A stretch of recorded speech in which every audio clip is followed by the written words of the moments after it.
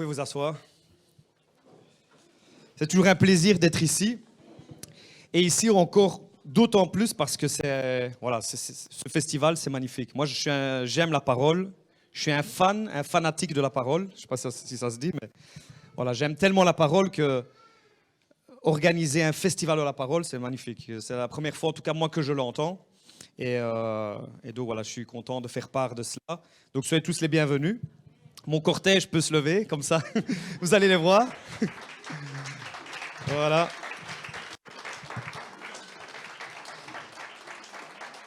Merci d'être venus. Vous pouvez prendre place. Et c'est des moments de bénédiction. C'est des moments de bénédiction ce qu'on vit. Et ce que, en tout cas, ceux qui ont déjà participé aux 2 premiers jours, mercredi, jeudi, vendredi, ouais, 2, c'est le 3e. Les 2 premiers jours, donc c'est une bénédiction cela. J'aurais voulu aussi pouvoir écouter les autres orateurs et être béni parce que je suis sûr que c'est des richesses. Mais aujourd'hui, j'aurai aussi l'honneur d'entendre un autre homme de Dieu, donc je serai béni davantage. Moi, je viens pour recevoir aussi, je ne viens pas que pour donner. Moi, je prends tout ce qu'il y a à prendre. Même ce que tu ne veux pas prendre, je vais le prendre moi. Ça va ? Donc voilà, je suis béni dès qu'on est autour de la parole et qu'il y a des choses à apprendre, à recevoir. C'est tellement magnifique. Et aujourd'hui, je vais essayer d'apporter ma petite contribution par rapport à cette thématique qui est le réveil. C'est aujourd'hui, c'est une petite contribution par rapport à ce que j'ai pu comprendre, le Saint-Esprit aussi, dans ce qu'il m'a conduit par rapport à cette thématique. Et je suis sûr que Dieu va nous bénir. Vous le croyez ? Non, je crois que tu ne le crois pas. Hein. Est-ce que tu crois que Dieu va te bénir ce soir ? Oui, voilà. Bien. Le réveil, quelque chose de bon. Sans plus tarder, on va aller directement dans la thématique. Et j'avais cette pensée en tête pendant les chants. Et je vais vous dire cette phrase. Je peux vous choquer en commencer par vous choquer ? Ça ne vous dérange pas ? Ok, je commence en vous choquant alors. À la base, le réveil n'est pas dans le plan de Dieu.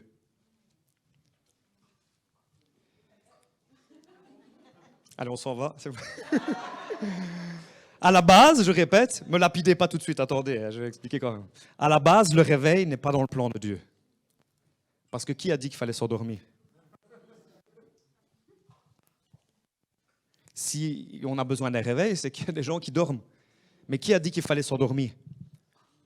D'ailleurs, le mot réveil ne se retrouve pas dans le vocabulaire de l'Église primitive, dans les actes des apôtres.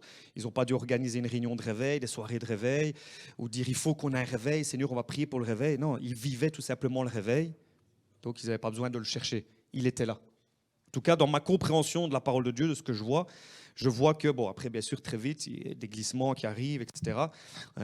Dans les lettres de l'Apocalypse, on voit aussi que certains avaient déjà perdu leur premier amour, et ainsi de suite. Mais s'il y a besoin d'un réveil, c'est qu'il y a besoin de réveiller des gens qui dorment. Mais on n'est pas, vous serez, je suppose, d'accord avec moi, qu'on n'est pas censé dormir. Malheureusement, oui, ça arrive et c'est peut-être ce qu'on récolte pour le moment. D'ailleurs, on a chanté ce chant, on chantait « Jésus prend ta place ». Et en fait, le réveil, c'est quand Jésus prend sa place. Quand il n'y a pas de réveil, c'est quand Jésus n'a pas sa place. Et c'est déjà dans notre cœur, c'est même pas dans la communauté, c'est même pas dans la ville, dans le pays, c'est déjà en nous. Est-ce que Jésus a sa place, la place qu'il mérite, la place de Seigneur et de Maître dans ma vie, dans mon cœur ? Le réveil commence par là. Jésus doit prendre sa place. Jésus doit prendre sa place dans notre société. Vous êtes au courant et vous voyez comme moi que voilà, la société a mis Jésus de côté et de plus en plus on essaye de bannir tout ce qui a trait à Dieu, tout ce qui a trait à Jésus. Mais j'ai une bonne nouvelle, c'est que même si la société veut bannir, Jésus va revenir en maître, en roi des rois et en seigneur des seigneurs. Et la Bible, la parole de Dieu, ma Bible me dit que tout genou fléchira, toute langue confessera que Jésus-Christ est Seigneur. Est-ce que tu le crois ? Alors acclame comme quelqu'un qui le croit. Jésus-Christ va revenir comme roi des rois et seigneur des seigneurs. Et le réveil, pourtant, même si ce n'était pas dans les plans de Dieu à la base, c'est ce que nous avons besoin. C'est ce dont nous avons besoin.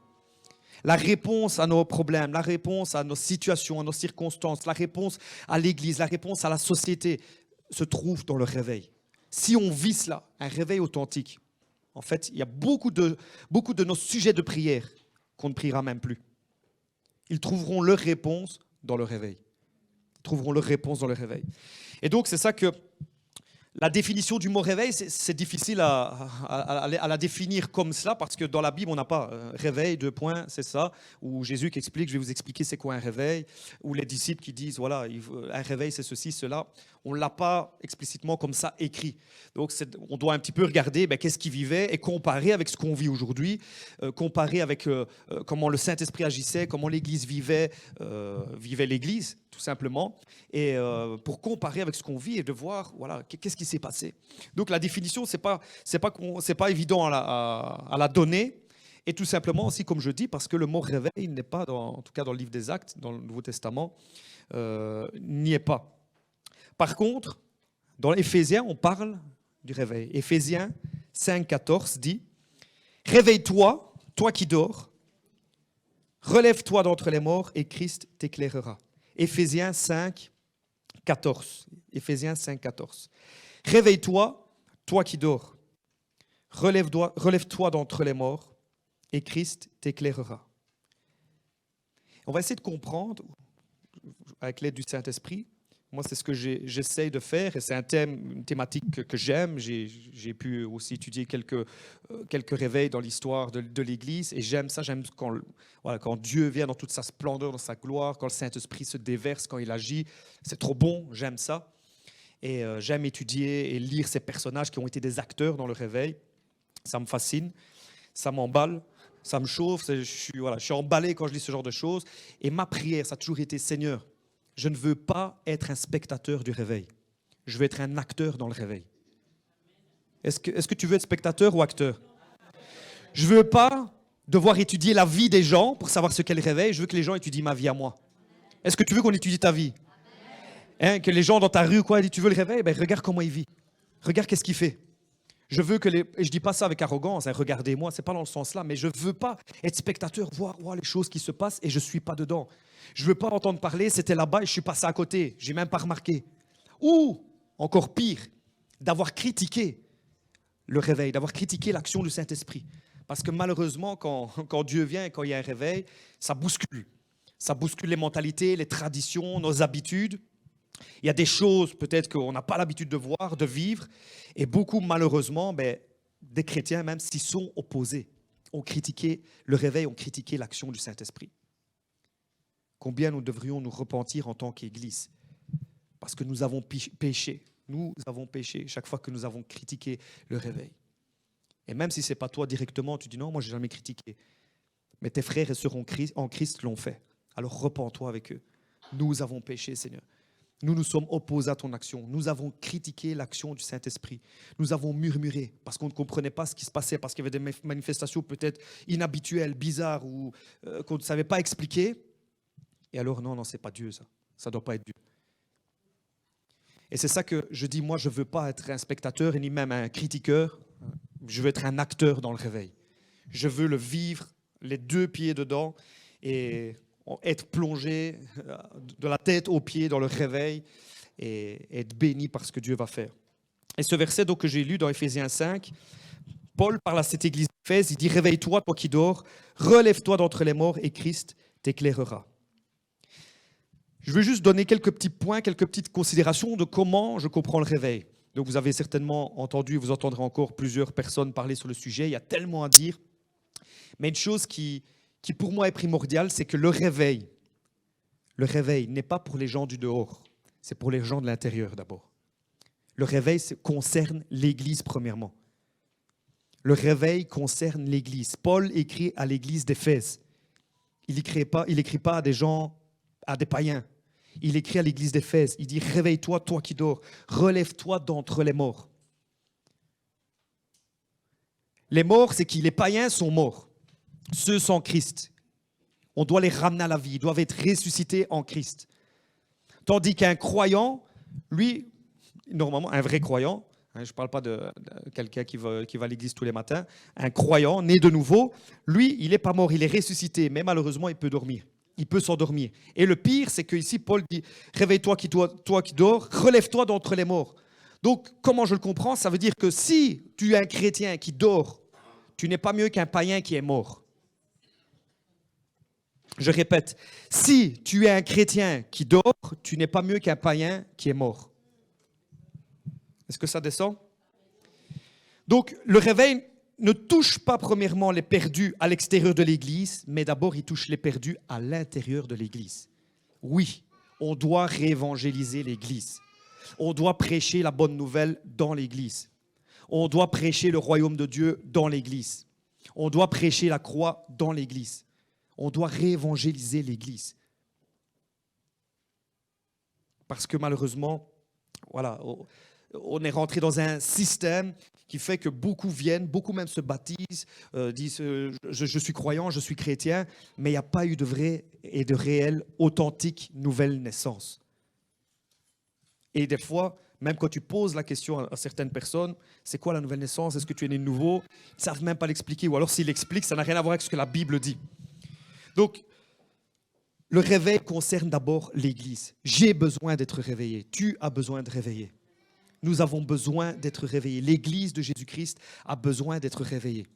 Parce que le réveil, moi, comment je le comprends, c'est pas juste des masses et des foules qui viennent à des réunions, c'est pas juste toutes les réunions tous les soirs, des réunions qui terminent tard, c'est pas des manifestations du Saint-Esprit à n'en plus finir. Ça ne peut être que des conséquences d'un réveil. Parce que tu peux avoir des foules qui viennent, tu peux avoir des réunions tous les soirs et il n'y a rien du tout. Ça va, vous êtes avec moi? OK. Donc, le réveil concerne d'abord l'Église. Et Paul parle à l'Église, il parle à Éphèse et il dit « Réveille-toi. Réveille-toi, toi qui dors. » Donc, le réveil n'est pas tout cela, ce que j'ai cité, bien que souvent, très souvent, ça fait partie. Il y a une action particulière et surnaturelle de Dieu. Et que j'aime ça, c'est bon quand le Saint-Esprit vient, quand il fracasse, quand il descend, quand il fait tout ce qu'il a envie de faire. J'aime ça, c'est bon. J'aime bien quand, bien sûr, tu as des gens qui se repentent, il y a des réelles repentances, il y a des cœurs qui se donnent à Dieu et des gens qui sont touchés, qui sont transformés, il y a la société qui est impactée. Ça, c'est toutes les conséquences du réveil. Mais il faut d'abord que l'Église soit réveillée. Et n'attends pas que c'est ton voisin qui soit réveillé, parce que Dieu cherche un homme, Dieu cherche une femme. Quand tu regardes l'histoire de l'Église, et même dans la Bible, c'est servi d'un Noé, c'est servi d'un Abraham, d'un Élie, un Élisée, un Moïse, un Paul, un Pierre. Donc, Dieu peut t'utiliser à toi pour réveiller, secouer une ville. Étienne va en Samarie, Actes chapitre 8, il va en Samarie, à lui tout seul, il évangélise toute la ville. Tout seul, je ne sais pas s'il y avait des collaborateurs, en tout cas la Bible ne le dit pas, mais il chasse les démons, il guérit les malades, il prie pour les gens, il les baptise. Il y a une église qui naît dans la ville de Samarie, il est seul. Il est seul, je ne sais pas combien ils étaient, est-ce qu'ils étaient 50, 100, 150, 1000, 2000, on ne sait pas non plus. Mais en tout cas, il y a eu un démarrage, quelque chose, juste avec un homme qui a été. Que Dieu suscite de tel homme, que Dieu suscite de telle femme, que Dieu fasse de toi cet homme, que Dieu fasse de toi cette femme qui va aller dans les rues de Gilly, de Charleroi, de Namur, de Bruxelles et qui va convertir des rues, des quartiers entiers et des villes pour Jésus-Christ. Amen. Mais que Dieu nous réveille, que son esprit nous réveille. Et le but du réveil, moi comment je le comprends, le but c'est avant tout la transformation et la restauration de son Église. La transformation et la restauration de son Église. C'est pour ça en fait que Jésus est venu. D'ailleurs, il va dire, aussi dans l'épître aux Éphésiens, Paul va le dire, Éphésiens 5, 24, que Christ est mort afin de faire paraître devant lui une Église, comment? Glorieuse, sans tache, ni ride, ni rien de semblable, mais sainte et irrépréhensible. C'est pour ce genre d'église que Jésus vient. Il vient pas et il n'est pas mort, et il ne viendra pas rechercher une église moche, laide, pleine de rides, toute fripée et boutonneuse. Okay. Je fais le contraire, je vous donne les termes actuels. Il vient pour une église sans tache ni rides. Alors vous en faites pas, hein. Vous dites, moi j'ai de l'âge, je mets de la Nivea, mais j'ai quand même des rides. Tracasse. Je parle d'une Nivea spirituelle ici, ok? Celle qui vient du ciel. Jésus vient pour faire paraître cette église devant lui. Et il est mort pour cela. Il est mort. Il a donné sa vie pour ce type et ce genre d'église. Il n'y a pas deux églises. Il y en a une seule et c'est celle-là, l'église. Ça, c'est son église. Et on ne parle pas d'un bâtiment. Je le dis souvent à l'église parce que souvent, voilà, on croit parce qu'on assiste à des réunions, parce qu'on vient, je viens à l'église, je vais à l'église, etc. Voilà, je suis chrétien. Non, je donne souvent cet exemple. Je rentre tous les jours dans mon garage, mais je ne suis jamais devenu une voiture. C'est pas parce que tu viens à l'église tous les dimanches et tous les autres jours de la semaine que tu es devenu chrétien. OK? Non, ça va, celle-là, je ne vais pas la dire. Non, je vais la dire quand même. Tous les jours, tu vas à la toilette et tu n'es jamais devenu un WC, on va dire ça. OK? Ah, Seigneur, aide-nous. Le but du réveil, c'est ça, une église sans tache ni ride, une église irrépréhensible et sainte. Que Dieu nous aide, que Dieu nous aide. Et ce qui est beau, c'est chaque fois qu'il y a un réveil, c'est pas juste des sensations, juste du surnaturel. Oui, ça a une partie, mais il y a une réforme, il y a une transformation des cœurs et des vies, il y a une réforme des cœurs, des pensées. Il y a une réforme. Quand tu étudies l'histoire du réveil, tu vois les choses qui vont corriger. Là où le Saint-Esprit va mettre l'accent, là il va mettre le point, là où il va corriger. Et il y a des actions, peut-être ça sera au niveau de la guérison, peut-être ça sera au niveau de la repentance, peut-être ça sera au niveau des dons spirituels, peut-être ça sera le tout ou plusieurs choses. Il y a toujours un domaine, un point dans lequel le Saint-Esprit agit et il restaure son Église dans ce domaine-là. Et on veut que Jésus-Christ restaure son Église. Et pour qu'il y ait un réveil, il faut que nous devenions des instruments de réveil. Qui veut être un instrument de réveil dans la génération? Je veux être un instrument de réveil dans cette génération. Être un instrument de réveil. Que le Seigneur m'utilise pour réveiller notre société. Mais avant tout, c'est moi qui ai besoin d'être réveillé. Et je vais voir avec vous juste quelques petits points. Je ne vais pas aller trop en détail, comme ça, voilà, je ne prends pas trop de temps. Mais je voudrais juste, avec vous, considérer juste quelques points qui, pour moi, si je veux devenir un instrument de réveil, doit être présent dans ma vie. OK? Donc, quelques points, je ne sais pas comment j'en ai mis. 1, 2, 3, 4, 5. Ouais. 5 points, donc, qui sont... c'est capital, c'est primordial pour expérimenter personnellement un réveil dans notre vie. On doit le vivre. On doit vivre cette chose-là. Et comme je dis, moi je mets l'emphase sur l'Église, sur le corps de Christ, parce que c'est de là que revient le réveil. Comme disait un homme de Dieu, je crois que c'était John Wesley, il disait « Sans Dieu, nous ne pouvons rien faire, mais sans nous, Dieu ne fera rien. » Sans Dieu, nous ne pouvons rien faire, mais sans nous, Dieu ne fera rien. Donc Dieu ne fera pas le réveil tout seul. Si c'était le cas, qu'il pouvait le faire tout seul, il l'aurait déjà fait plein de fois, en fait. Ou il aurait utilisé des anges. Non, ça passe toujours par des hommes et par des femmes. C'est comme ça. Dieu a créé des lois spirituelles. Il a placé l'homme sur la terre. Le but de l'homme, c'est de dominer et de régner comme Dieu règne au ciel. Jésus-Christ nous a appris à prier que ta volonté soit faite sur la terre comme au ciel. Ça doit être notre slogan. Sur terre comme au ciel. Ça doit être notre standard. Sur terre comme au ciel. On ne doit rien désirer de moins. On ne doit rien désirer de moins. On doit vivre et se battre, combattre, prier pour vivre sur terre ce qu'il y a au ciel. OK? La joie qu'il y a au ciel, la guérison qu'il y a au ciel, la vie qu'il y a au ciel, la liberté qu'il y a au ciel, la délivrance qu'il y a au ciel. Toutes ces choses qui ne sont pas là ne devraient pas être dans ma vie, ne devraient pas être présentes. En tout cas, je ne devrais pas les accepter. Souvent, on se dit, c'est pas grave, oui, mais c'est normal, oui, mais on est sur terre, oui, mais on est humain. Non, Jésus ne les a pas vécus. Et Jésus, c'est le personnage par excellence qui incarne le réveil. C'est Jésus, c'est notre modèle. Alors, premier point que nous devons, par lequel, je vais dire peut-être nous devons commencer, maintenant l'ordre est peut-être aléatoire, c'est peut-être pas le tout premier, mais moi en tout cas je l'ai mis en premier, c'est une soumission totale. Une soumission totale. Nous devons nous soumettre premièrement, nous, à Jésus-Christ. Jésus utilisera des personnes qui lui sont entièrement soumises, qui sont soumises à lui, qui se donnent à lui, qui se sont abandonnées à lui. Des personnes qui ont confessé et déclaré, et ce n'est pas juste de la bouche, mais ça vient du cœur, que Jésus-Christ est leur Seigneur. Ça ne dérange personne d'avoir un Jésus sauveur, ça dérange d'avoir un Jésus Seigneur. Quand Jésus te dit fais ça, mais toi tu ne veux pas. Quand Jésus te dit prends ton portefeuille et donne, mais non, touche pas mon portefeuille, Seigneur, pas mon compte en banque, tout ce que tu veux, mais pas mon compte en banque. Pas ma voiture, pas ma maison, pas ma carrière, Seigneur. Mais mes passe-temps, mes hobbies, ça j'en ai besoin. Mais le Jésus sauveur, allez, j'ai besoin, Seigneur, t'es où? Ça, tout le monde le veut. Tu vas dans la terre, dans la rue, qui ne veut pas d'un sauveur? On veut tous d'un sauveur, mais d'un Seigneur, c'est là que ça commence à poser problème. Ça commence à poser problème. quand Jésus me demande, fais, fais, fais. Et il ne dit pas juste de faire, faire pour faire. Non, ça doit découler d'un cœur qui est soumis, qui veut obéir. Les dernières paroles de Marie, mère de Jésus, qui sont enregistrées dans la Bible, dans l'évangile de Jean, au chapitre 2, dans les noces de Cana, les dernières paroles qui sont enregistrées, que Marie va dire, avant que Jésus change l'eau en vin, c'est « Faites tout ce qu'il vous dira ». Faites tout ce qu'il vous dira. Aujourd'hui, Jésus te le dit encore, fais tout ce que je te dirai. Faites tout ce qu'il vous dira. Ça, c'est avoir Jésus comme Seigneur. Ça, c'est de faire de Jésus mon Seigneur.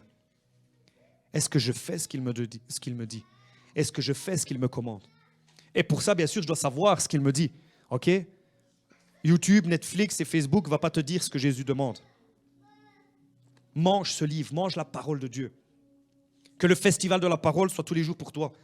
Festival à la maison, festival la nuit, festival le jour, festival le midi, à toutes les sauces.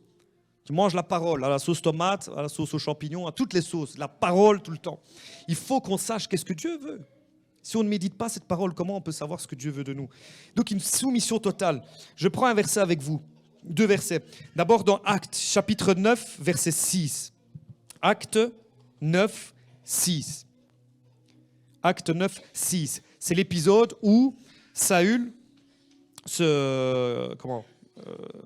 est sur la route de Damas, pour faire arrêter des chrétiens. Et une lumière resplendissante et aveuglante va vraiment venir sur son chemin. Il va tomber à terre au point d'en devenir même aveugle. Et là, il va dire, qui es-tu? Et donc Jésus va lui parler, je suis Jésus que tu persécutes, etc. Et là, il dit cette phrase, pour moi, qui est clé. Verset 6. Tremblant et saisi d'effroi, il dit, Seigneur, que veux-tu que je fasse? Que veux-tu que je fasse? Moi, je crois, ma conviction à moi, que Paul s'est vraiment converti à Jésus à ce moment-là. Seigneur, il confesse déjà comme Seigneur. Que veux-tu que je fasse? Luc, qui écrit le livre des Actes, ne choisit pas les mots au hasard. Luc était quelqu'un de très intelligent, c'était un médecin. Il écrit l'évangile de Luc et il écrit les Actes des Apôtres. Et je crois que les vocabulaires et les mots qu'il choisit ne sont pas choisis au hasard. Nous, souvent dans nos prières, Seigneur, bénis parce que voilà, tu vois que je t'aime et Seigneur, je te demande de bénir. On dit Seigneur, mais en fait, il n'est pas Seigneur. C'est le mot générique qu'on utilise pour s'adresser à Dieu. Non, dans la Bible, quand on dit Seigneur, on sait à qui on parle. Dans cette culture-là, on sait qu'il y a un Seigneur, on sait qu'il y a un esclave, qu'il y a un serviteur. On comprend ça. On connaît. Peut-être de nos jours, c'est perdu, bien sûr, parce que voilà, on ne vit plus dans ce genre de culture où on a des esclaves, etc., des serviteurs. Mais là, à ce moment-là, on sait. Donc, quand Paul dit « Seigneur, que veux-tu que je fasse ?» En fait, déjà, là, sa vie, il l'a abandonnée. Il a déjà donné sa vie. Jésus-Christ est son Seigneur. C'est ce qu'il fait. « Que veux-tu que je fasse ?» Et le Seigneur lui dit « Lève-toi, entre dans la ville et on te dira ce que tu dois faire. » Ça commence par là. C'est là que doit être le début de toute vie chrétienne authentique et toute conversion. Seigneur, voilà, que veux-tu que je fasse? Je commence par là. Si je voudrais donner une image moderne, c'est comme si, voilà, je vais devant le Seigneur, je prends une feuille blanche et j'écris en dessous, lu et approuvé, tu mets ton nom, la date et tu signes. Et puis tu donnes au Seigneur, tu dis, voilà, tu remplis le contrat avec ce que tu veux. Ça, c'est faire de Jésus son Seigneur. Tu as signé une feuille en blanc et tu lui dis, tu rempliras ce que tu voudras. J'ai déjà signé, lu, approuvé, j'ai mis la date. Ça ne sera pas facile, vous allez dire, ouais, mais toi, tu es un petit jeune, tu ne connais pas, c'est difficile, tu ne connais pas ma vie. Oui, peut-être, mais je connais quelqu'un qui a donné sa vie pour toi et qui connaît mieux ta vie que toi-même. Et qu'est-ce qu'il dit, c'est la vérité. Ce qu'il dit, c'est la vérité, parce qu'il est la vérité en personne. Faire de Jésus ton Seigneur t'amène à expérimenter le vrai salut et le salut complet. Si on confesse de la bouche le Seigneur Jésus-Christ, et si on croit de notre cœur qu'il l'a ressuscité d'entre les morts, tu seras sauvé. C'est seulement à mesure où tu crois en un Seigneur Jésus que tu peux être sauvé, que le Sauveur entre en scène. Le Seigneur Jésus. Que veux-tu que je fasse? Est-ce qu'on peut se poser la question, et pas simplement se poser à nous, mais la poser surtout de manière honnête au Seigneur? Que veux-tu que je fasse? Mais attention, s'il te le dit, fais-le. Ce n'est pas une information, ah ça va, maintenant je sais, je verrai bien. Non, non, non, non. S'il te le dit, fais. Que veux-tu que je fasse? Des fois, c'est des questions dangereuses. Hein. Des fois, c'est des questions dangereuses. Imagine, donne ta maison. Donne ta voiture. Démissionne au boulot. Hein? On va pardonner telle personne. Mets ton genou devant elle. Oui, mais Seigneur, c'est elle qui a commencé. Tu te mets à genoux, tu demandes ton pardon. Des fois, ça peut être chaud. Mais Dieu n'est pas quelqu'un de sadique qui veut te fouetter, que t'humilier. Non, non, non. Il a des plans merveilleux là-dessus. Il a des plans merveilleux pour nous. On n'a pas idée des fois ce genre d'acte, ce genre de sacrifice qu'on pose, l'impact spirituel que ça, aussi bien dans notre vie que même dans la vie de beaucoup d'autres. On n'a pas idée ce qui se passe. Une vie totalement soumise à la seigneurie de Jésus-Christ, c'est un impact spirituel puissant, puissant, sur terre et même dans le monde spirituel. Matthieu 19, 27, le deuxième verset, toujours dans la soumission. Matthieu 19, 27. Matthieu 19, 27. C'est Pierre qui prend la parole et il va dire à Jésus, Jésus, voici, nous avons tout quitté et nous t'avons suivi. Nous avons tout quitté et nous t'avons suivi. Quand Jésus les a appelés directement, ils étaient là sur le bateau, etc. Ils ont laissé le bateau, le filet de pêche, hop, on te suit. Ils sont partis. Ils ont lâché leur travail, leur gagne-pain, leur carrière. Mais comment je vais faire? Comment je vais nourrir ma famille, etc. Ne tracasse pas, tu es entre les mains d'un bon Seigneur. D'ailleurs, le seul qui est bon. Ce n'est pas un des seigneurs, c'est le seul qui est bon. Tu es entre de bonnes mains. Remets-lui ta vie entière. Parce qu'il veut ton bonheur, il veut ta joie, il veut ta réussite, mais ça passera par une soumission totale. Alors je sais que ce n'est pas le genre de message qui est plaisant à entendre, je sais que ce n'est pas le genre de message qui est à la mode, mais ça reste la parole de Dieu, ça reste le message de l'Évangile, c'est le message qu'on ne peut pas bouger, c'est le message qui dérange, mais c'est le message qui va nous transformer. Et c'est celui dont nous avons besoin. Une soumission totale à lui. L'abandon total, tout commence là. Dieu cherche des gens, Jésus cherche des personnes qui lui sont totalement abandonnées, qui ont tout donné. Et pourquoi on ne vit pas le réveil? Parce que Jésus n'est pas Seigneur dans la vie des chrétiens, de beaucoup de chrétiens, de beaucoup d'églises. Il n'est pas Seigneur. Que Dieu m'aide et me révèle s'il y a des parties de mon cœur qui n'est pas encore soumise, totalement abandonnée, soumise à lui, qu'il me révèle, qu'il te le révèle aussi pour vraiment lui abandonner. Tout. Tout. C'est ça, Jésus, où il est Seigneur de tout, ou il n'est pas Seigneur du tout. On ne peut pas lui donner 99%. On doit tout lui donner. Et si on veut les mêmes résultats que l'église primitive, c'est beau, ils sortent, hop, Pierre prêche, boum, 3000 convertis, les malades sont ressuscités, les malades sont guéris, les morts sont ressuscités. C'est magnifique, on veut tout ça. Sauf qu'on ne veut pas le prix à payer pour avoir ça. C'est ça le problème. On veut le résultat, mais on ne veut pas le processus pour nous amener à ça. Le résultat, les conséquences, les bénédictions, donne. Bénis, donne-moi, je veux, je prends. Mais quand c'est à moi de faire quelque chose, le processus me dérange. Le chemin pour arriver me dérange. On veut tous la couronne de gloire, mais on n'est pas prêt à porter la couronne d'épines. Il faut totalement s'abandonner à lui, la soumission totale. Et si on veut les mêmes résultats que l'Église primitive, ce qu'ils vivaient, non seulement on doit prêcher le même message qu'ils ont prêché, mais avant de le prêcher, il faut le vivre. Il faut qu'on vive le même message de ce qu'ils ont prêché. Vous êtes toujours avec moi? Est-ce que vous êtes prêts à soumettre votre vie au Seigneur Jésus? Et là, il y a un moins d'amen. Est-ce que tu es prêt à soumettre et abandonner totalement ta vie au Seigneur Jésus? Ne dites pas pour me faire plaisir, je ne calcule pas les décibels des amens, ok? Mais combien c'est important. Moi, mon but ici, ce n'est pas juste de vous amener quelques sensations, frissons, passer une bonne soirée. C'est plutôt peut-être, si ça vous remettra en question, que ça t'amène chez toi à te mettre à genoux, à abandonner certaines choses, à t'abandonner, à renoncer au péché, à certaines convoitises. Ça, l'appel, il sera dans ta chambre, ou dans ta maison, peut-être ce soir, ou dans la semaine. Il faut qu'on agisse. Il faut que nous soyons des croyants qui agissons. Parce que c'est ça le but. La parole ne nous est pas donnée pour notre information, mais pour notre transformation.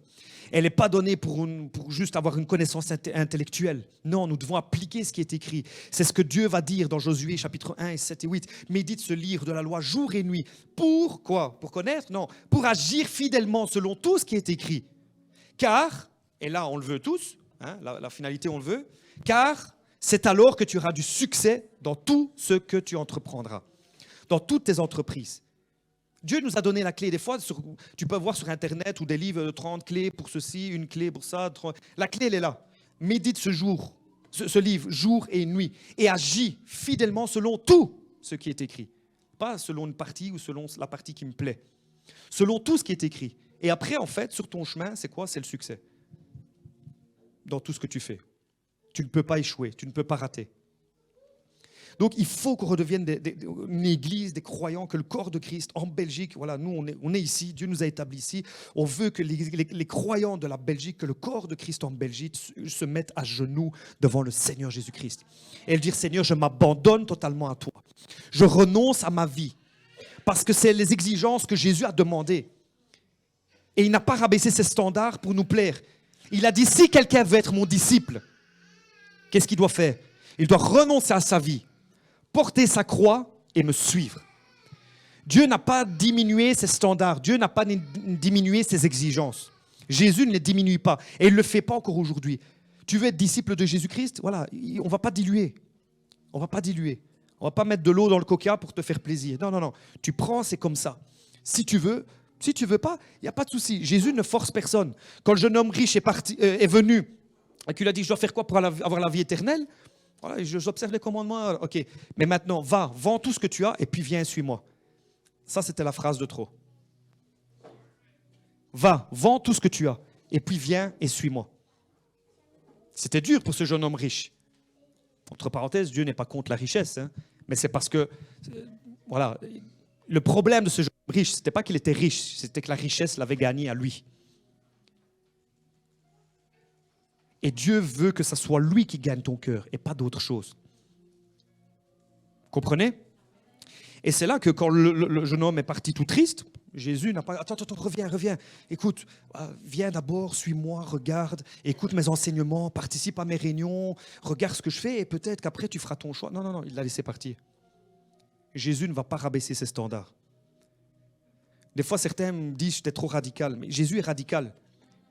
La Bible est radicale. Et je t'informe aussi que Satan est très radical aussi, hein, au cas où tu ne sais pas. Ok? Il ne chipote pas. Hein. Quand il veut te détruire, il ne va pas dire « Ouais, mais non, c'est déjà quelqu'un qui est triste. Elle passe par une mauvaise période. Ah, elle a perdu un être cher. Non, allez, les démons, laissez-la, on va aller chez quelqu'un d'autre. » Non. Au contraire, tu es triste, bon, on va t'achever. Il est très radical, les amis. Et nous, on veut un évangile à la carte. On va choisir le menu, le plat du jour. Hein? Si ça ne me plaît pas, je change de restaurant. Non, il n'y a qu'un seul menu, une seule nourriture, un seul pain de vie, un seul Seigneur et un seul Sauveur. Et son nom est... Yes! Ah, I love my Jesus. Ah, Seigneur Jésus. La soumission totale. Et si donc je reprends, si on veut les mêmes résultats que l'Église, il faut qu'on emprunte le même chemin que l'Église, donc primitive. Si on veut les mêmes résultats, il faut qu'on emprunte le même chemin. Il faut qu'on passe par le même processus. Et c'est le chemin que Jésus lui-même a emprunté. Jésus n'a pas pris de raccourci. Il a pris le même chemin que nous devrions prendre aussi. Okay? Il est dit, je crois que c'est dans l'Épître de Pierre, qu'il nous a laissé, il a pris un chemin, il nous a laissé des traces, un modèle pour que nous aussi nous suivions ces traces. Okay? On ne doit pas faire un autre chemin. C'est le même que Jésus a fait. On continue d'avancer. Excuse-moi, c'est juste quelle heure? 15, ok. Deuxième point, l'insatisfaction et la soif. Ça, c'est quelque chose d'important. Si tu veux un réveil dans ta vie, il faut cette chose-là, l'insatisfaction et la soif. L'insatisfaction et la soif. Qu'est-ce que je veux dire par là? C'est que ça doit commencer par, si je pourrais dire, un saint mécontentement. Tu sais, des fois, on dit que oui, tu dois être satisfait, tu dois être content, tu dois être dans la gratitude, la reconnaissance. Oui, ça, je dis oui à ça. Là, je parle d'autre chose maintenant. C'est pour ça que je parle, entre guillemets, d'un saint mécontentement. C'est-à-dire que tu vois peut-être ta vie.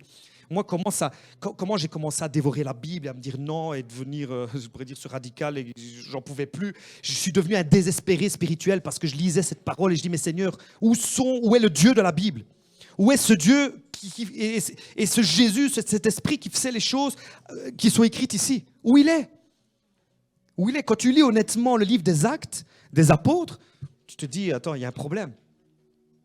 Ou Dieu a changé, ou nous avons changé. Mais il y a un problème quelque part. Et donc c'est ça, être honnête et ne pas te satisfaire de ce que tu vis. Ok, merci Seigneur pour ce que j'ai, etc. Mais non, je dois continuer à mettre les standards et la barre là où Jésus l'a mis et je dois vivre tout ce qui est écrit. Tout. Tout ce qui est écrit. Je veux vivre ces choses-là. Je veux vivre ça.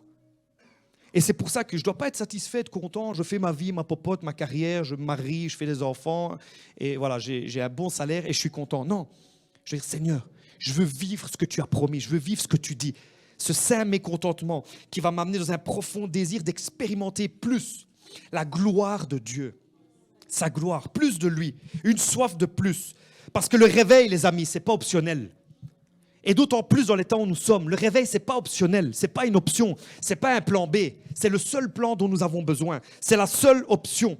Si on devait avoir une seule requête de prière, ça devrait être celle-là. Réveille ton église, réveille-moi, c'est la seule option.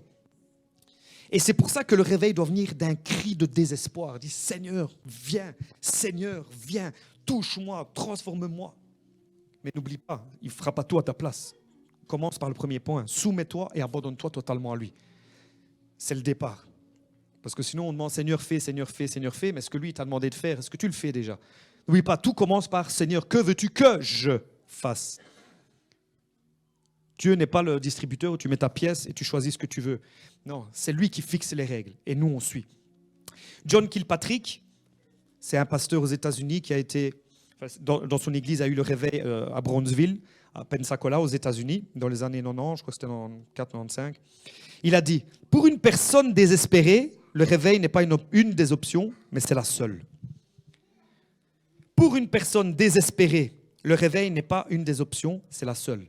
Entendez ici, une personne désespérée, ce n'est pas une personne déprimée, en burn-out, qui doit prendre des médicaments. Non, on parle de ce désespoir spirituel, cette personne qui crie à lui qu'on ne peut plus, Seigneur, je veux vivre ça, qui se déchire devant Dieu et qui dit, Seigneur, je ne me satisfais pas de ce que je vis maintenant, de ma vie maintenant, de la condition de l'Église, de la société. Non, il y a plus. Et je crie à toi. Je crie à toi. Je crie à toi. De tout mon cœur. Hein, vous connaissez ce chant qui dit « Je crie à toi, oh, oh, oh. Je crie à toi, oh, oh, oh. » Chante-le. Je crie à toi, oh, oh, oh. On crie à toi, Seigneur, de tout notre cœur. Je crie à toi. Entends notre cœur ce soir qui crie à toi. Nous avons besoin de toi. Je crie à toi. Nous avons besoin d'un réveil. Notre ville, notre société, notre maison, notre famille, l'Église a besoin d'un réveil. Alléluia. Nous avons besoin de retourner à lui, de crier à lui de tout notre cœur, les amis. Mais que ça ne soit pas juste un bon chant où on chante, on se fait balancer. Non, c'est mon cœur que Dieu voit et qui dit, je vois un homme selon mon cœur. Je vois une femme selon mon cœur. Il me veut, il me désire. Et quand Dieu voit ça, il ne peut pas rester insensible. Il vient, il saute les deux pieds joints, la totale. Ah Seigneur, donne-moi ce cœur et saute sur moi, ravage-moi. Moi je dis, Seigneur, tu dois me faire des cumulets, rouler, sauter, décoller. Tu fais ce que tu veux. Tu me touches, tu me transformes. Je veux toi. Je te veux, Seigneur. Et Leonard Ravenhill a dit ceci, aussi longtemps que nous sommes contents de vivre sans réveil, nous vivrons sans. Aussi longtemps que nous sommes contents de vivre sans réveil, nous vivrons sans. Il faut qu'on se dise, non, il y a plus et je dois le vivre. Je ne peux pas me satisfaire de ce que je vis. Donc c'est ça quand je parle de cette insatisfaction et de cette soif.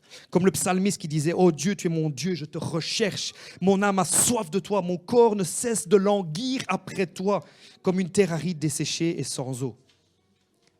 Est-ce que tu es desséché sans eau, sans Dieu? Est-ce que tu languis après lui? Seigneur, donne-nous cela. Donne-nous cela. Déverse en nous cette soif et cette insatisfaction. Déverse-la dans le corps de Christ. Qu'on regarde la condition du corps de Christ de manière honnête. Et qu'on se dise, non Seigneur, nous avons péché.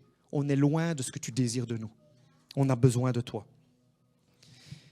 Et le test pour savoir si les gens prendront et seront des bons intendants du réveil, c'est quoi?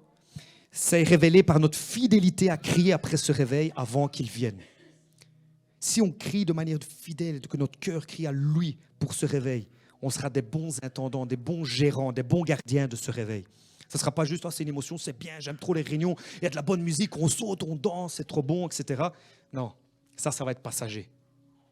Ça va être passager. On ne veut pas juste une émotion du moment, même si merci Seigneur pour ce qu'il donne et qu'on reçoit et qu'on peut ressentir. Mais on veut que ça perdure, on veut que ça dure.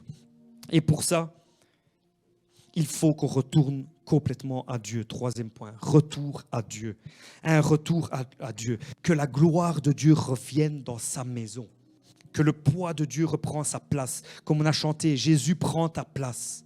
Que Jésus reprenne sa place, restaurer sa présence parmi son peuple et dans le monde aussi. On doit être conscient qu'on a besoin de lui. Ce n'est ni par puissance, ni par force, mais par son esprit. On a besoin de lui. C'est par son esprit. Il faut qu'on retourne à lui. Seigneur, on ne peut pas bâtir nos églises. On n'est pas là pour bâtir nos chapelles. On n'est pas là pour bâtir notre ministère. Non, c'est ton église que tu bâtis à travers nous. On travaille avec toi. On était co-bergers, collaborateurs. On travaille avec toi et on veut que ton église soit bâtie selon ce que tu désires. Ce verset qu'on connaît bien dans 2 Chroniques 7,14. Si mon peuple sur qui est invoqué mon nom s'humilie, prie, cherche ma face et se détourne de ses mauvaises voies, je l'exaucerai des cieux, je lui pardonnerai son péché et je guérirai son pays. Donc la guérison de la Belgique, les amis, dépend de nous. C'est ce que se passe ici. Là, il ne parle pas des païens. Il dit si mon peuple, il ne dit pas si le monde, si mon peuple, sur qui est invoqué mon nom, prie, s'humilie, prie, cherche ma face, se détourne de ses mauvaises voies, alors là vient l'exaucement. Je l'exaucerai des cieux, je pardonnerai son péché et je guérirai son pays. La Belgique, on est là où elle est. Je parle pas des autres pays, je parle déjà de notre pays. La Belgique, on est là où elle en est parce que l'Église a brillé par son silence. L'Église a brillé par son absence. Et après, on se plaint de ce qui se passe, on se plaint de ceci, on se plaint du ministre, de l'échevin, du bourgmestre, du roi, ceci. Mais où étais-tu, toi? Prie, et prie déjà pour eux aussi. Mais prie pour que la guérison vienne, que le peuple de Dieu soit guéri, pour amener aussi une guérison à l'extérieur. Et ça, c'est ce que nous avons besoin, de retourner à lui, de crier à lui et te dire pardon, Seigneur. Nous nous sommes égarés, nous sommes éloignés de toi. Ésaïe 31,6 dit « Revenez à celui dont on s'est profondément détourné. » Ésaïe 31,6 « Revenez à celui dont on s'est profondément détourné. » Enfants d'Israël, enfants de Dieu, peuple de la Belgique, revenons à celui qu'on s'est profondément détourné. Et là, je parle en tant que peuple. Dites pas, moi, le message, il n'est pas pour moi. Moi, j'aime Dieu, je suis Dieu, j'ai obéi, il est mon Seigneur. Non, non, non.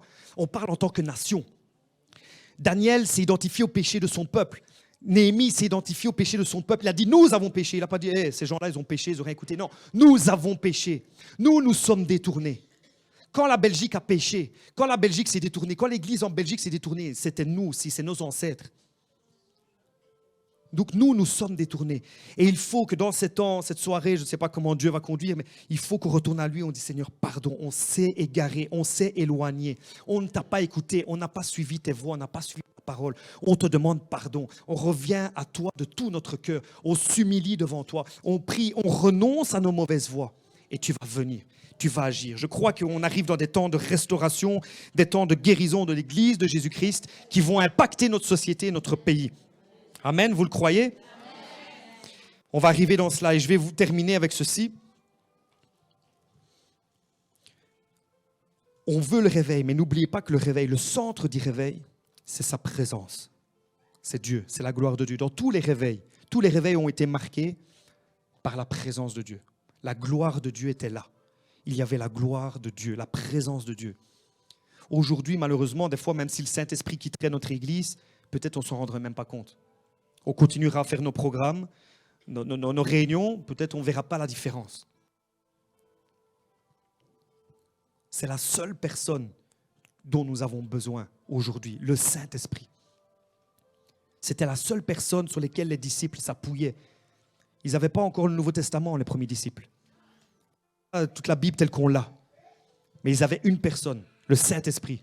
Et c'était la seule personne sur laquelle ils s'appuyaient. Ils n'avaient pas de site internet, de vidéos YouTube pour s'inspirer ou quoi que ce soit. Ils n'avaient pas tout ça. Ils avaient reçu une personne et ils avançaient.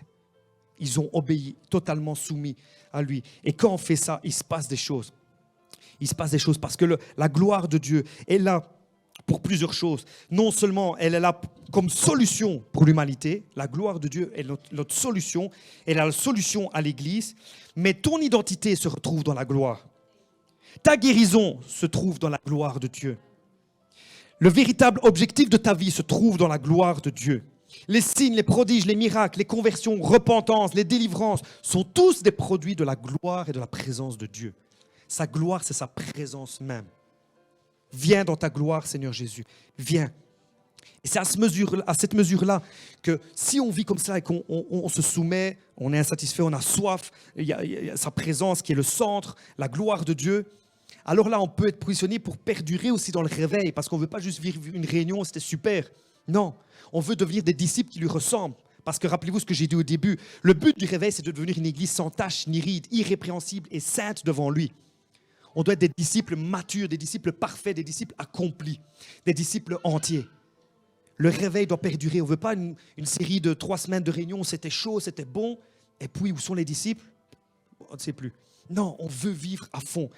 Et c'est ça, Jésus incarne le réveil par excellence. Quelqu'un qui est réveillé. Je vais mettre les standards où Jésus les a mis.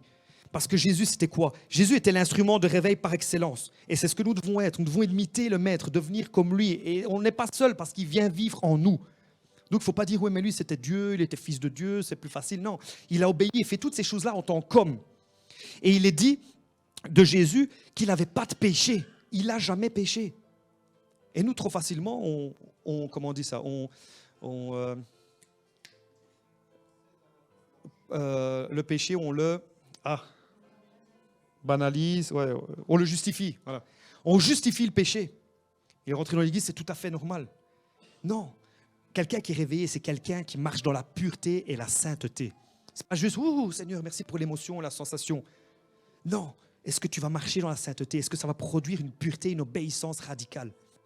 Jésus était comme ça, une obéissance radicale, une soumission au Père, une relation intime avec le Père. Et après, les signes, les prodiges, les miracles l'accompagnaient. Oui, merci Seigneur, parce qu'on a besoin de ça, ça fait partie aussi de la gloire de Dieu. Et c'est ce que Dieu veut faire. Quand l'Église est réveillée de cette manière, là, quand l'Église sera réveillée, on va secouer des villes entières, des quartiers. Juste pour vous mettre l'eau à la bouche, je termine juste avec ces quelques passages. Écoutez simplement, on a plusieurs. Acte 13, 44. Regardez ce qui se passait dans le livre des Actes. Presque toute la ville se rassembla pour entendre la parole de Dieu à Antioche de Pisidie. Presque toute la ville. T'imagines, presque tout Gilly, on ne sait même plus faire la réunion ici, il faut qu'on aille dans le 4 bras et qu'on se mette en plein air. Presque toute la ville. Ça, quand il y a des chrétiens qui sont réveillés, toute la ville vient. Parce que la présence de Dieu attire. Tu ne dois même pas mettre de flyers, de sites. Merci Seigneur pour tout ça. On utilise la technologie et tout. Mais moi, je veux que le meilleur flyer, ça soit la présence de Dieu. Que mon site internet, c'est la gloire de Dieu. Et que ça va attirer les gens.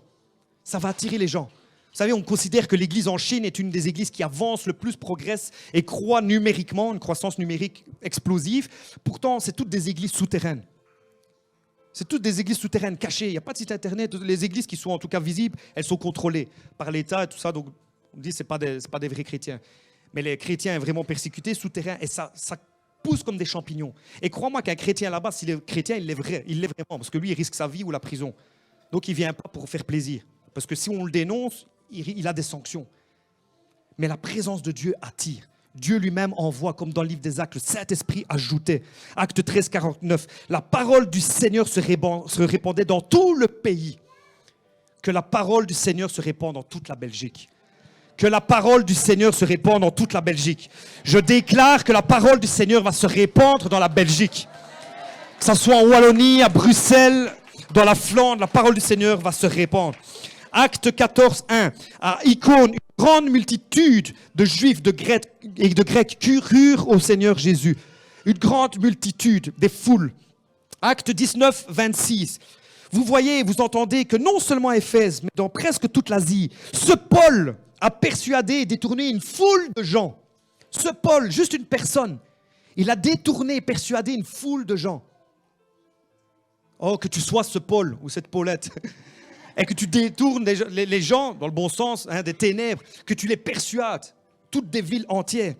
Dans Actes 5, 14 à 16, le nombre de ceux qui croyaient au Seigneur, hommes et femmes, s'augmentait de plus en plus, de sorte qu'on apportait les malades dans les rues, qu'on les plaçait sur des lits, des couchettes, afin que lorsque Pierre passerait, son ombre au moins couvrit quelqu'un d'eux.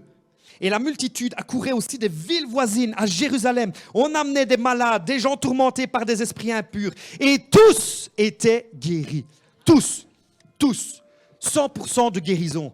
Ça, c'est les standards de la parole de Dieu. Ça, c'est ce que je veux. Seigneur, fais-le à travers nous. Fais-le à travers moi.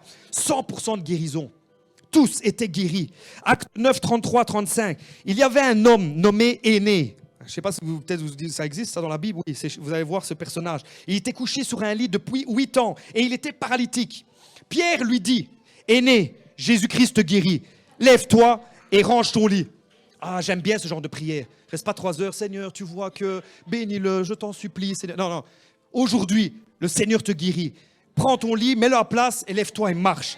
Et c'est ce qui s'est passé. Aussitôt, il se leva. Tous les habitants, dites tous, les habitants de Lyde et du Saron le virent et se convertirent au Seigneur. Oh, fais-le à nouveau, Seigneur. Que Charleroi soit témoin de paralytiques qui vont se lever, d'hôpitaux psychiatriques qui vont se vider, d'hôpitaux normaux qui vont aussi se vider, de centres psychologiques qui vont perdre des clients, parce que l'Église de Jésus-Christ va se lever et accomplir les œuvres de Jésus-Christ. Alléluia. Alléluia. Acte 5, 28, les chefs religieux dirent, et voici, en parlant des disciples, vous avez rempli Jérusalem de tout votre enseignement. Oh Seigneur, on ne veut pas remplir Charleroi de la pornographie, des addictions, du compromis, de l'homosexualité, de tout ce qu'il peut avoir. On veut remplir cette ville, ce pays de l'enseignement de la parole de Dieu. Que ça passe partout, que ça soit dans chaque ville, dans chaque quartier. 2 derniers passages, acte 8, 7 à 8. Car des esprits impurs sortaient de plusieurs démoniaques en poussant de grands cris. Et beaucoup de paralytiques et boiteux furent guéris. Il y eut une grande joie dans toute cette ville. Toute la ville, une grande joie. Oh, que notre ville vive et connaisse cette grande joie. Acte 17, 6. Regardez comment on définissait les croyants. Acte 17, 6. Ces gens qui ont bouleversé le monde sont venus jusqu'ici. Ces gens qui ont bouleversé le monde sont venus jusqu'ici. Oh, que tu sois de ces personnes qui vont bouleverser le monde, qui vont bouleverser la Belgique, qui vont bouleverser la francophonie. Est-ce que tu veux être de ces personnes-là? Qu'on t'appelle et qu'on te catalogue, lui, c'est un bouleverseur de société. Lui, quand il arrive dans la ville, il se passe des choses. Dwight Moody, un réformateur, un revivaliste des années 1700, 1800, quand il arrivait en train dans une certaine ville, il était de Chicago, déjà à peine il arrivait dans la ville que les gens, les malades étaient guéris, ils n'avaient encore rien fait. Il était dans le train, les gens parlaient en langue, ils étaient baptisés dans le Saint-Esprit, juste parce que cet homme était rentré dans la ville. Oh Seigneur, suscite de tel homme et de telle femme. Juste que notre présence attire la gloire et la présence de Dieu. Charles Finet entrait dans une entreprise, une grande entreprise. Dans l'entreprise, juste sa présence amenait une telle conviction de péché que tout le monde commençait à lâcher leur machine, à arrêter de travailler. Et tous se mettaient à genoux et pleuraient, se repentaient et disaient « Pardon Dieu, pardon Seigneur ». Ils pleuraient sur leur péché, juste parce qu'un homme amenait une telle conviction de péché et de repentance que tout le monde arrêtait. Juste, le témoignage dit même qu'en peu d'instants, toute l'usine était à l'arrêt. Toute une usine.